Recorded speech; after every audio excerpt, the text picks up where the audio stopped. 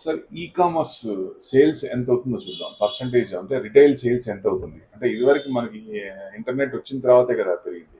అంటే చైనా 47% నడుస్తుంది, ఇండోనేషియా 32%, తర్వాత UK 31%, south Korea 31%, US 16%, Mexico 14%, Singapore 4%, Japan 14%, Russia 12%, Canada 12%, India 6%. అంటే ఎంత క్వశ్చన్ ఉంది చూడు పెరగడానికి.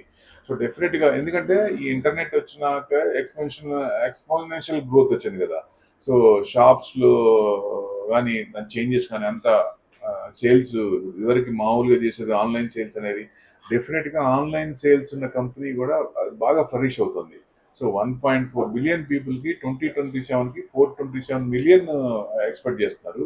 అంటే e commerce industry worth $350 billion 2030 అవ్వచ్చు అని. ప్రెసెంట్ ఇప్పుడు $7 బిలియన్ ఉంది 2022లో.